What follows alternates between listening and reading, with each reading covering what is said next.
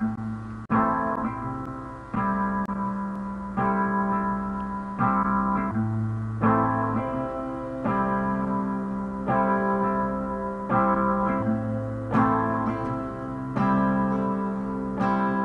was driving into Detroit, and I was cresting the Rouge River Bridge just south of here when I heard the first sentence,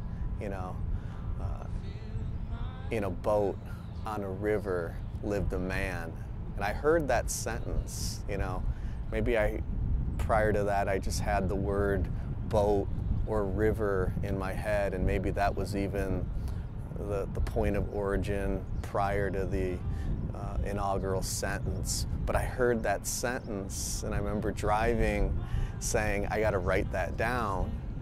And then I just sort of kept on saying that sentence over and over in my head until that sentence sort of embedded itself deeply enough in me to where I just knew what the second sentence was going to be that would grow organically out of that first sentence, which was Bob.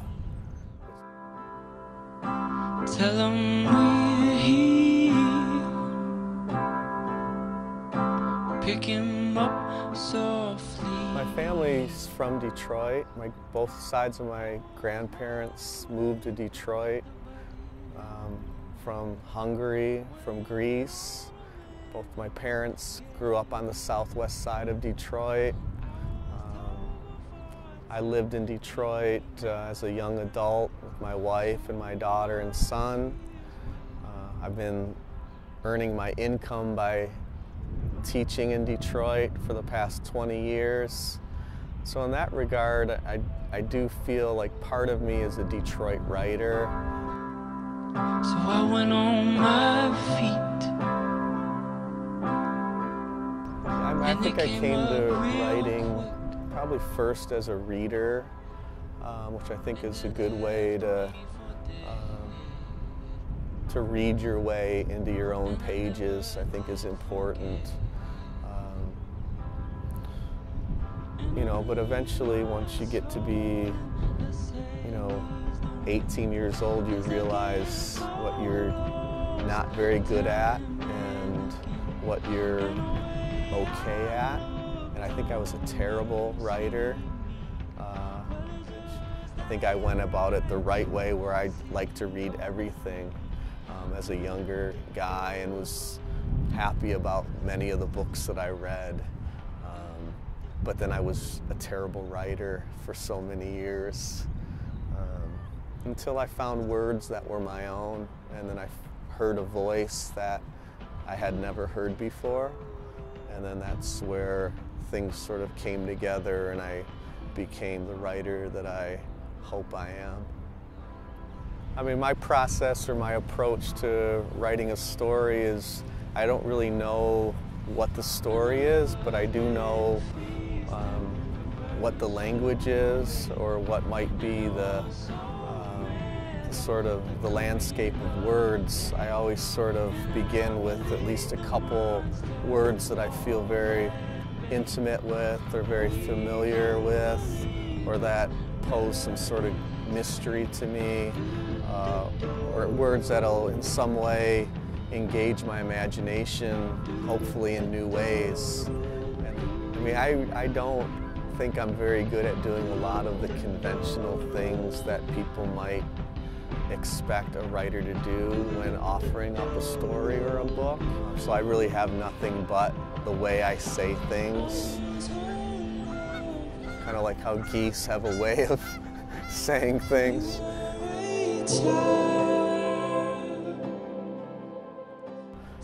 So I've been teaching here in Detroit, with the Inside Out Literary Arts Project for 20 years. One thing I say to students, I hear myself, when I tell them, pay attention to how you say a thing, say it sayingly. It's like, say it in a way that the saying is as important, if not more important, than what is being said. Oftentimes I'll hear myself giving advice to a student, And then I'm saying, hey buddy, you got to listen to that yourself, you know. So I think I've taught myself a lot by hearing myself teach others. And then just working with kids in general is an activity that I believe in, whether or not you're teaching them to write or teaching them to play chess or teaching them how to throw a curveball. That one-on-one interaction, I think, is just feeds the spirit, which just leads to other good deeds. But it's definitely a very vibrant city right now. I think there's an energy here that I'm very much drawn to, a lot of young artists that I'm really happy to see take place around me. My name's Peter Marcus. I'm the author of a novel called Bob, or Man on Boat, as well as a book of stories, We Make Mud. And also I have a new book coming out this summer called The Fish and the Not Fish. I think it's a book that speaks for itself. If you like the title, which I do, I think you'll like the book. It's I think my most, it's probably my darkest book, if you like dark things. It's my strangest book.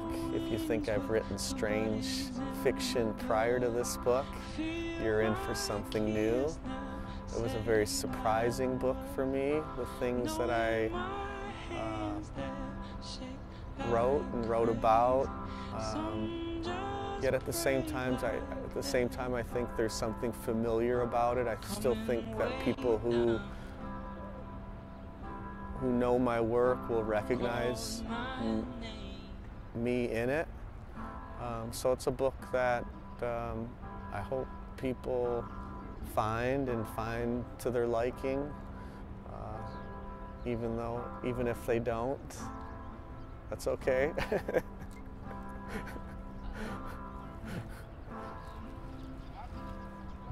In front of that it says Bablo. Yeah. Now Bablo is still an island. It's just south. It's in sort of where the river turns into Lake Erie, or just before that. And it used to be an amusement park. So there used to be a ferry that was the Bablo Island dock. So like people, I mean, it was something that you did back in the day. Like families would board on this boat, the ferry, and take it to Bablo, and it would be like going to Cedar Point now. So the dock is still there, and up until a couple years ago, the Bablo, the actual ferry, was still docked there, and it was sort of undergoing, you know, who owns it now, and I think a couple people bought it and tried to turn it into like a floating gambling thing or whatever, but it used to dock right where that freighter is. So now it looks like it's being put to other uses. Pick him up softly. I was wide awake with the buddies in the gut. Wait.